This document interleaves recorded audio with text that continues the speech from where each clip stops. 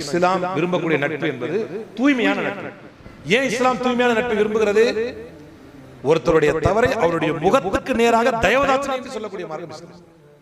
இது உலகத்துல எந்த மார்க்கமும் அப்படி சொல்லி தரல. நீங்கள் செய்வது தவறு, இதை கைவிடுங்க, நன்மையான முறையில் அழகான முறையில், அதுக்காக அவங்க மனம் கோணும்படி அவங்கள ரொம்ப வேதனைப்படுத்தும்படி நான் தான் ரொம்ப தூய்மையான நீங்க ரொம்ப கேடு கேட்டவங்க அப்படி மாதிரிலாம் இல்லை. அதை ஹிக்மத்தான முறையில் அவருடைய தவறை நீங்க சுட்டி காட்டுங்க, அந்த தவறோடு நீங்க ஒத்து ஊதாதீங்க. நபி ஸல்லல்லாஹு அலைஹி வஸல்லம் சொன்னார்கள், பனு இஸ்ரவேல் காலத்து மக்கள் அழிந்ததற்கு காரணம் என்னவென்று சொன்னால், அவர்களில் ஒருவர் ஒரு தவறை செய்வார். அப்ப அங்க ஒரு நல்லடியார் நல்ல நண்பர் இருப்பார். அவர் என்ன செய்வார்னா முதல் நாள் பார்க்கும் பொழுது அந்த தவறை சுட்டி காட்டுவார், நீங்க தவறு செய்றீங்க செய்யாதீங்க. இரண்டாவது நாள் போவாரு, அதே மாதிரி அவர் தப்பு செய்வார், அதை சுட்டி காட்டுவார், செய்யாதீங்க.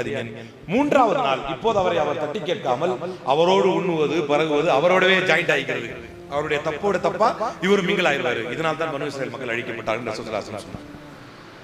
அப்போ ஒரு நல்ல நட்பு என்பது அல் அம்ரு பில் மஅரூஃப் வன் நஹி அனில் முன்கர், நன்மையை ஏவும் தீமையை தடுக்கும், அதுதான் நல்ல நட்பு.